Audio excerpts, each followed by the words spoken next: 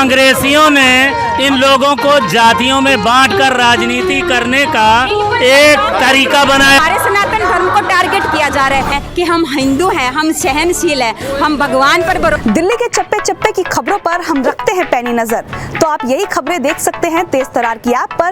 तो फिर देर किस बात की है, जल्दी से जाइए प्ले स्टोर पर और जाकर डाउनलोड करिए तेज तरार की ऐप को। नमस्कार, मैं हूं सागर मलिक और आप देख रहे हैं तेज तरार।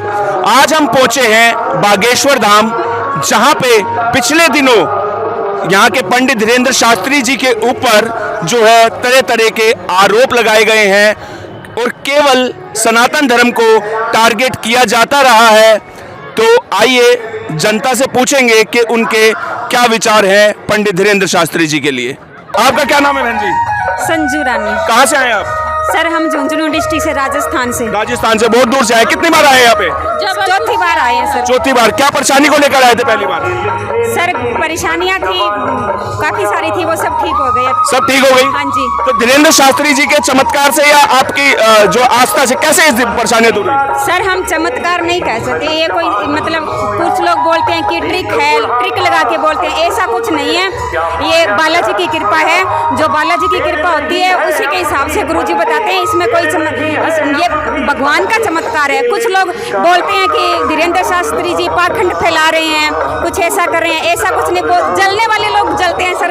हमारे सनातन धर्म को टारगेट किया जा रहा है, कहीं कहीं नीचा दिखाने की कोशिश की जाए, चाहे वो नेताओं के माध्यम से देख लो, कुछ जलने वाले लोग हैं, कुछ मतलब अदर कुछ लोग कुछ आपस में ये कुछ लोगों को ये भी है कि इतने लोग यहाँ आ रहे हैं, मतलब हर तरह के लोग हैं। हम कहना कहीं ना कहीं आपने भी एक बात कही कि सनातन को टारगेट किया जा रहा है, तो कहीं ना कहीं आपको लगता है कि केवल सनातन धर्म को ही क्यों टारगेट किया जाता है और इसका महत्वपूर्ण कारण क्यों है कि बाकी पंथ और मजहब पर बोलने में लोगों की जबान शायद दही जम जाती है, परंतु सनातन धर्म को टारगेट करना बहुत आसान है। इस बारे में सर सनातन धर्म को टारगेट करना इसलिए आसान है कि हम हिंदू हैं, हम सहनशील हैं, हम भगवान पर भरोसा करते हैं। बोलिए श्री रामचंद्र की। अगर हम हिंदुओं में सहनशीलता है। हमारे हिंदुओं के परिवार में अगर 1000 हिंदुओं के परिवार में है तो वहाँ दूसरे धर्म का एक परिवार रहकर आसानी से रह सकता है। और हमारे हिंदू एक परिवार 1000 कोई दूसरे परिवार का रहता है, दूसरे धर्म का रहता है, तो हिंदुओं का जीना मुश्किल हो जाता है। बेटी और बहू की इज्जत पे भी अच्छा, कुछ लोगों का कहना है हमारे हिंदू समाज में हर बहू बेटी सुरक्षित है, चाहे वो कोई भी मजहब की हो। मैं किसी मजहब धर्म के बारे में बात नहीं करी और ना ही गुरुजी बात करते हैं। हमारा है हिंदू राष्ट्र बनाना, हिंदू राम नाम का जप हो बस। तो आप हिंदू राष्ट्र के समर्थन में हैं? हाँ जी। आप चाहते हैं हिंदू राष्ट्र बने? यस। तो हिंदू राष्ट्र क्यों बनाना चाहते हैं? कारण सनातन धर्म की। अच्छा, कई लोगों का कहना है कि यहाँ पे आने वाले लोगों से पैसा लिया जाता है, क्या ऐसा कुछ है? नहीं सर, इसमें कितना सत्य है? नहीं सर, ऐसा कुछ नहीं है, कोई सत्य नहीं है। देखो ये सब झूठ बोल रहे हैं।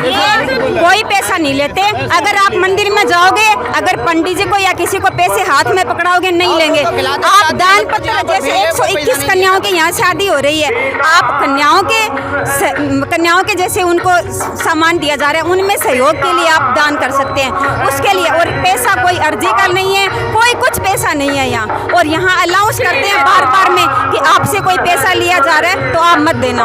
अच्छा, अनाउंसमेंट आपने सुना है? यस सर, हर बार में अनाउंसमेंट होते हैं। धीरेंद्र शास्त्री जी कितने बार मिले आप?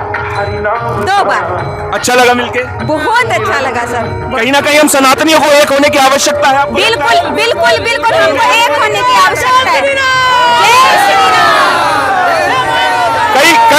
कई लोगों को लगता है कि जो सनातनी है, जिसे हम हिंदू कहते हैं, हिंदू धर्म कहीं ना कहीं जातियों में बंटकर अलग अलग हो चुका है। क्या धीरेंद्र शास्त्री जी उन सभी मोतियों को एक माला में पिरोने का कार्य करें? बस जो कहीं अलग अलग जो बंट चुके हैं ना, उनको धीरेंद्र शास्त्री जी कि हम क्या चीज है, हिंदू क्या चीज है, हिंदू उनको एक करने की, उनको जगाने की कोशिश कर रहे हैं। जो लोग जातिवाद दिलाते हैं, उनके लिए कोई संदेश हमारे चैनल के माध्यम से? वो गद्दार है। उनकी सोच ऐसी है, वो हमारे हिंदू धर्म को भी बांटना चाहते हैं ताकि ये लोग एक ना हो सके। और ये काम सनातनियों के लिए जातिवाद को लेकर आपका क्या कहना है? हिंदू एक हो। जो ये जातियों में बटे हिंदू है, जिसे हम सनातनी कहते हैं, जो ये जातियों में बट चुके हैं, जाट गुजर बनिया पंजाबी, इन लोगों को आप क्या संदेश देना चाहते हैं? सब एक हो। कांग्रेसियों ने इन लोगों को जातियों में बांटकर राजनीति करने का एक तरीका बनाया था और ये इनकी सोची समझी हुई एक चाल थी। इसीलिए किसी भी सनातन धर्म के बहुत बड़े ऐतिहासिक नाम को इन्होंने आगे नहीं बढ़ने दिया और इन्होंने जातियों में बांटकर और राज किया। और ठाकुर ब्राह्मणों को ये बॉलीवुड के और कांग्रेस के लोगों ने ऐसे दिखाया कि देश में अगर कोई गद्दार है या बड़े हैं छुआछूत की राजनीति करके, और यही बताते हैं जो अभी थोड़े दिन पहले स्वामी प्रसाद ने कहा था, उसी तरीके से जातियों में बांटकर राजनीति करते हैं। लेकिन सभी राजनीति और सभी सनातनी से उठकर हमारे गुरुदेव ने काम किया और सबसे बड़ा सनातन धर्म को एकत्रित करने का काम हमारे गुरुदेव कर रहे हैं। आप सनातनी है किसी जाति से? नहीं, हम हिंदू हैं। हम गोंडा से अयोध्या भूमि के बगल से हैं और हम सनातनी हिंदू हैं। कितनी बार आ चुके हैं यहाँ पर? तीसरी बार आए हैं। अच्छा, अभी आए दिनों पिछले दिनों एक बड़ा वाकया हुआ है, बापू आसाराम जी को आजीवन कारावास की सजा सुनाई गई है, उसके बारे में क्या विचार है? हमारा तो विचार यही है कि अगर उसमें भी अगर राजनीति न की जाए तो आसाराम बापूजी छोड़ सकते हैं, क्योंकि उनको भी राजनीति के तहत लपेटा गया है और उनके बारे में कोई राजनीतिक नेता इसलिए नहीं टच कर रहा है कि हमारी छवि धूमिल न हो। इस वजह से चाहे बीजेपी हो या कांग्रेस हो, और सपा को तो करना ही नहीं है। कहीं ना कहीं लगता है आपको कि आसाराम बापूजी ने जो धर्मांतरण को यहाँ पे रोका था, इस वजह से उन्हें जेल में डाल दिया गया? बस उनको भी जैसे ही अगर कोई सनातन धर्म के प्रति अग्रसर होता है तो उसको राजनीतिक षड्यंत्र से दबा दिया जाता है। कहाँ से आए आप? शिवपुरी जिले से, करेरा तहसील। करेरा तहसील से? जी। कितनी बार आ चुके हैं यहाँ पे? पहली बार आए सर। आप कितना भरोसा करते हैं धीरेन्द्र शास्त्री जी के ऊपर? बहुत, अपने प्राणों से ज्यादा भरोसा रखते हैं, अपने आप से ज्यादा भरोसा रखते हैं हनुमान जी महाराज पे और शास्त्री जी पे। आपको लगता है कि धीरेन्द्र शास्त्री जी जितने भी चमत्कार करते हैं कहीं ना कहीं वो सत्य है?